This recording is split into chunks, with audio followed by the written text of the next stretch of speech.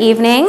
As Ken said, I'm Lauren Gentile. I lead Epsilon's creative and coding team, which means that we get to help brands like yourself and our clients really maximize our technology to create personalized experiences at scale to drive their performance and ultimately their success. With me is my colleague, Christine. I'll let her introduce herself. Thanks, Lauren. My name's Christine Bradford. I've been with Epsilon about 6 years now. I've been working in email for about 10. A lot of you yesterday asked me, what do I do for Epsilon? So I'm a client services director, and I've been working with clients for a long time and really talking to them about their business challenges and helping them through that and making sure that we start small to scale big, and then really getting to those business objectives and making sure we're meeting them so that you guys are meeting your goals and getting your bonus, as somebody stated yesterday. So that's primarily what I do at Epsilon, and I'll pass it back to Lauren. Great. So we're really happy to be here. As Ken said, we've been sponsoring this event for many years, and it is our favorite event. Personally, we love coming back to Deer Valley, and we really enjoy getting to meet all of you. So if we haven't, we hope we have the chance to connect over the next day or so. So with that, we're here to talk about really harnessing the power of machine learning and how we do that at Epsilon to drive personalization and performance for brands. So we wanted to start today over the next 15 minutes and tell you guys a little bit about Epsilon. Probably many of you know us as a data, email marketing company. We've had some changes in the last year and some exciting changes, so we'll talk a little bit about what that looks like and where we're headed as an organization. And then we'll talk about machine learning and how we're using this to influence personalization in email and beyond. And then Christine is going to share with you some of the success that she's having with Dell, specifically the Brazil client, and the way that the brand is really scaling personalized content inside their email program, and then what that looks like from an attribution and measurement standpoint across other clients that we support. So we hope that over the next 15 minutes, we can share some insights with you and help you think a little differently about your own program and how you may be able to drive more personalization. It's a buzzword we've heard a lot about yesterday, as well as data and data friction. So we'll try to cover some of that over the next 15 minutes. So with that, I wanted to quickly give you guys an update. Many of you, like I said, probably know us as a data and email marketing company. And in July of this year, we were acquired by Publicis Group, which is really putting Epsilon's tech and data at the core of their offering, driving greater personalization at scale and leveraging their unparalleled creative to really drive very personalized and unique experiences for brands. So Epsilon has a leading CRM and loyalty business, email platform and services business, which is now combined with Publicis. I think we're the world's third largest agency, which is crazy and exciting all at the same time, but it's really allowing us to capitalize on our 50 years of experience partnering with brands like yourself to scale the personalization and to scale performance inside your program. So what that looks like in terms of the clients and the industries that we serve, we're really working with top Fortune 100 companies across all verticals. But what we're most proud of is our top 50 clients have an average tenure of 14 years with Epsilon and an average 8% revenue growth. So as Christine said, we're really here to help serve our clients to maximize their program, to achieve their goals, to get their bonus, is one of the ways that we're measuring ourselves and our success. And our mission, as I said, is to drive your success. But it starts at Epsilon with our strong identity management. And you're going to hear us talk a little bit about that today in terms of personalization and how do we achieve that. So inside our business, we have the highest performing identity management, which allows us to see a 96% accuracy rate, an 80% match rate, and 80% persistence rate. So we can see your customer across the channels and understand their behaviors and motivations. We really can recognize your customer across devices. We also bring to bear the #1 transactional and behavioral data set. So where are your customers spending? Obviously, you know what they're purchasing with you, but what are they purchasing when they're not buying from your site or buying from your brick and mortar location? We can see that inside our data set. And then we also bring to bear the fastest, most efficient AI, which allows us to make 1 billion decisions every 5 minutes on the models that we have. So it's a very robust system that will allow us to ultimately drive your performance, which will be transparent, and it will really allow you to understand where to make the next best action, and how to think about your program from a segment standpoint to truly a one-to-one or a one-to-you customer standpoint as well.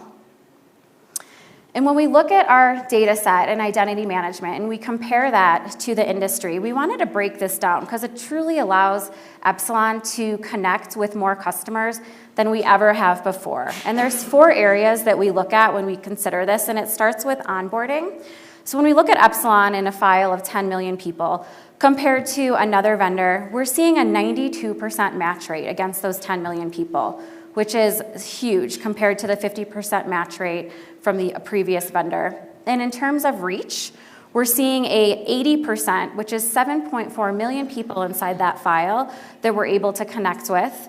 In terms of accuracy, a 96% accuracy match rate. And in terms of persistency, so this is our ability to continue as that consumer's behaviors change and their lifestyle changes, we're constantly able to connect with that customer over time across their different devices and across their different experiences at an 80% match rate. So overall, what this means is we have 17 times the scale in identity management, reaching your customer, understanding who they are, and then being able to create a meaningful interaction with them in the moments that matter most, which is really what we say at Epsilon when we talk about personalization.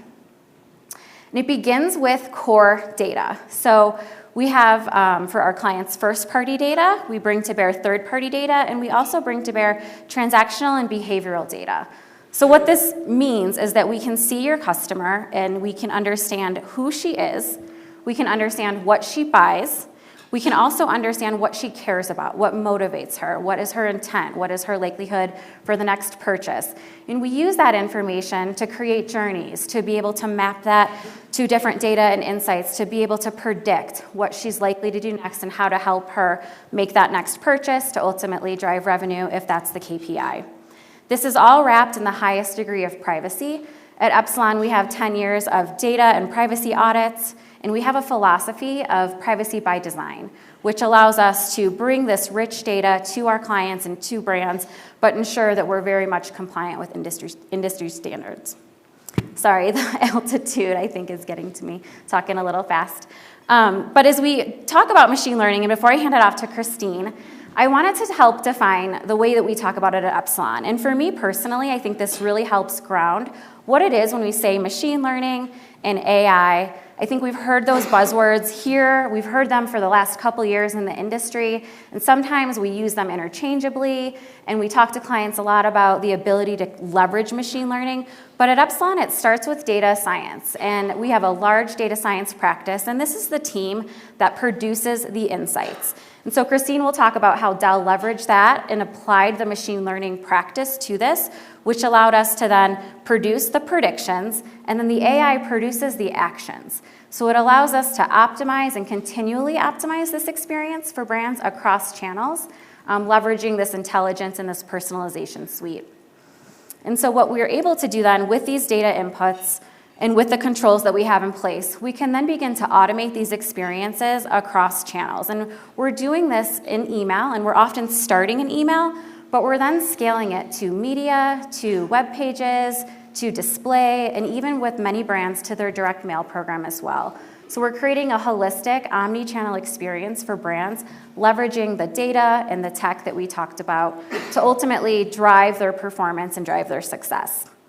So with all of that solution, and I know it was a lot, I'm going to turn it over to Christine so she can show you what it looks like in action and how did Dell take this solution and leverage these data assets to drive ultimately content and frequency and performance inside their program. Thanks, Lauren. Okay, green button. Dell Brazil.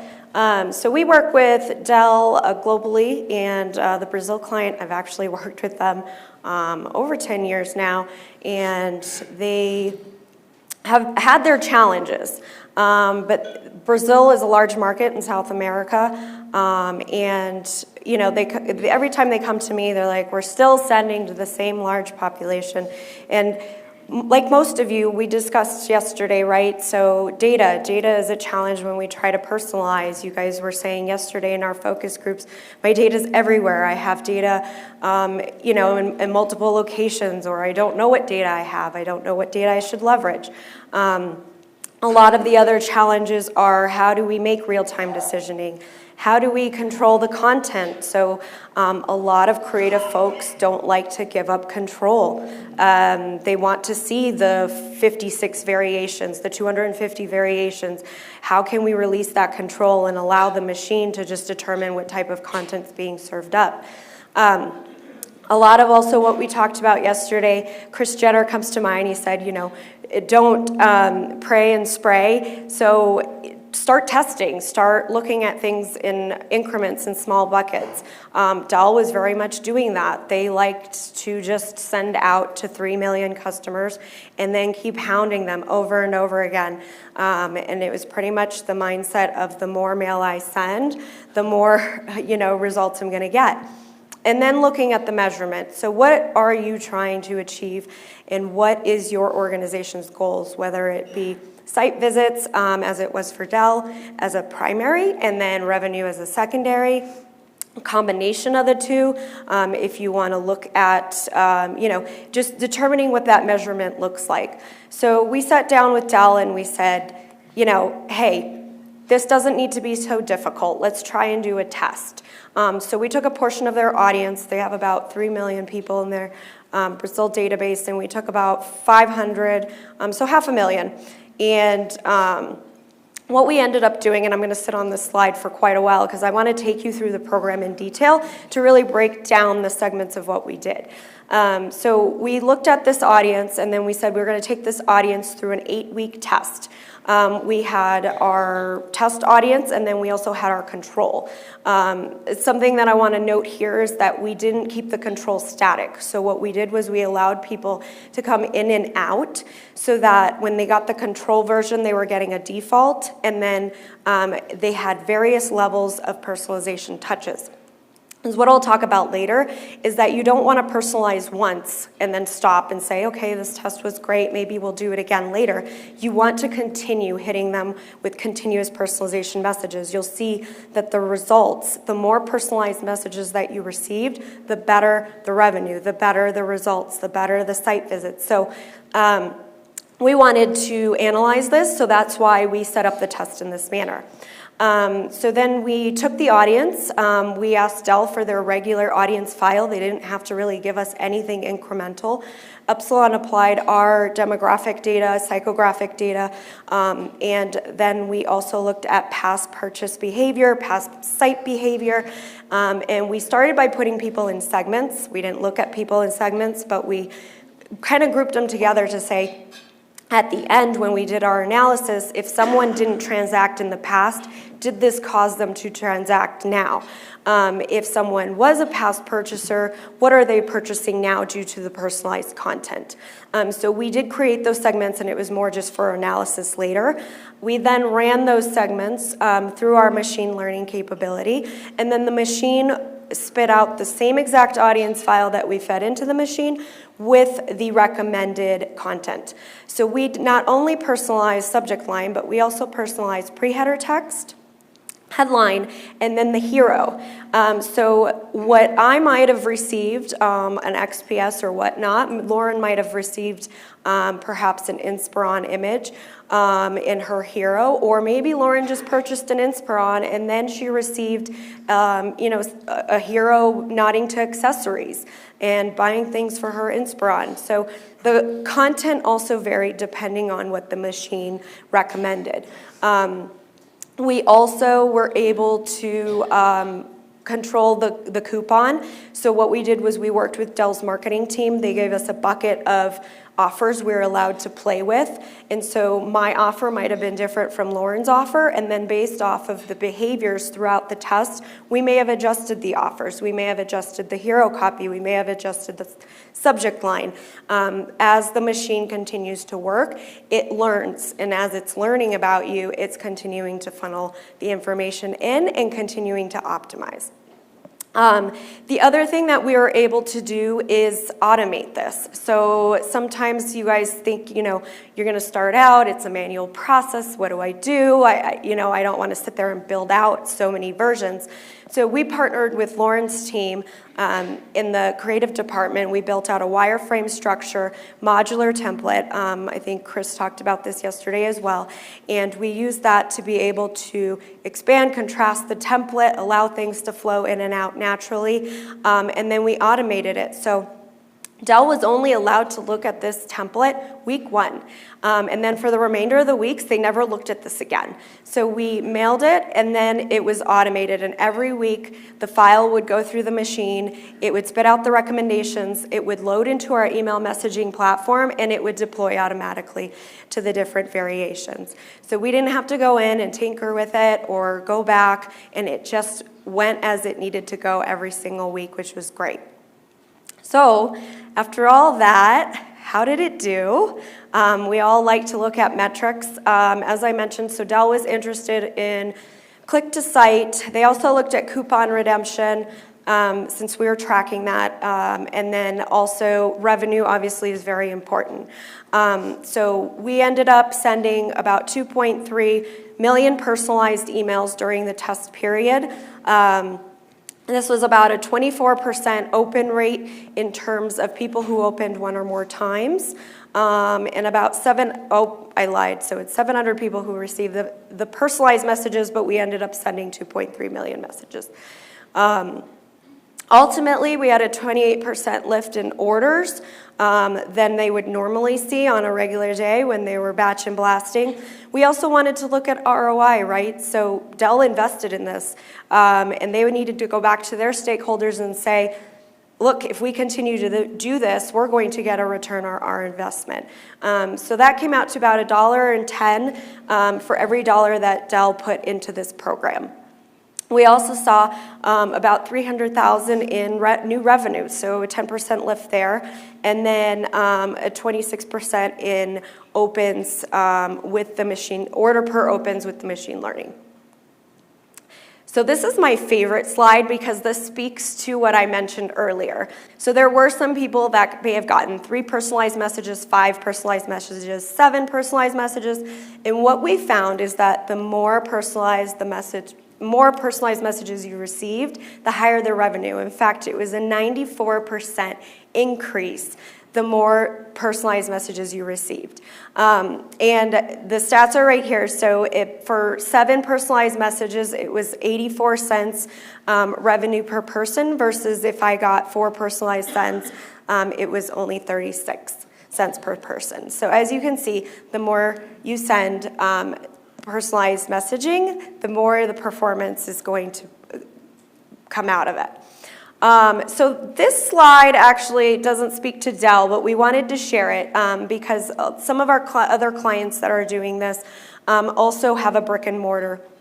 In Brazil, for Dell, they don't really want to drive to brick and mortar stores.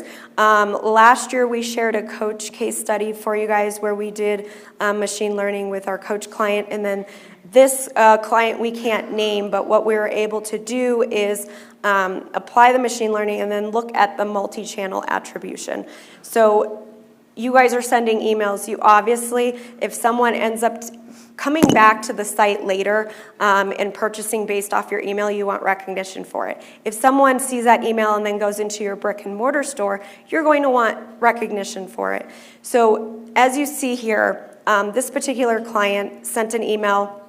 Then there was a website visit, and ultimately, as the person went through the process, they ended up purchasing in store. But what we were able to do is that we were able to attribute this back to email. And Dell was able to do the same thing with the coupon tracking. So they could see immediately after we started sending personalized messages with those coupon codes, who was redeeming them. Regardless if you clicked directly through the email or if you left the email, you let it sit there, you go back, and then you make a purchase and you copy that coupon code from your email into the browser, we're able to capture that. So for this particular client, 29% ended up in store, and like I mentioned, we were able to attribute that back to email. Yeah, so it's really email is having a huge impression, and I think we've seen that in the industry for a long time now. Often if you send a personalized subject line, and that's what you referenced with Coach as well, even if the content was the same, that impression that it makes in the inbox has the ability to connect with the consumer, and we find that they still might visit the site or visit your store later. So attribution is really a huge point of measurement that we pay attention to inside Epsilon so that we can help all of you understand, what the success looks like and the hard work that you're putting into the program, what it may mean outside of just opens and clicks, and how do you measure that holistically across the program. So there's a lot more information inside the case study that Christine walked you through. So we wanted to make that available to you. So there's a link. It's explore.epsilon.com/EIS-case-studies. So if you guys go to this link, you can get this today. Otherwise, we will be sharing this entire presentation after the show. And we wanted to also just ask a couple of our colleagues to stand. We have Mark Goldstein in sales and Great Kotvis in our marketing team who are also here with us today. So if we haven't had a chance to connect with you over the last couple days, we'd love to meet with you and have a couple conversations while we're here and enjoy the rest of the show. So thank you guys for your time. We hope we have a great morning, and we really appreciate your attention. Thank you. Thank you.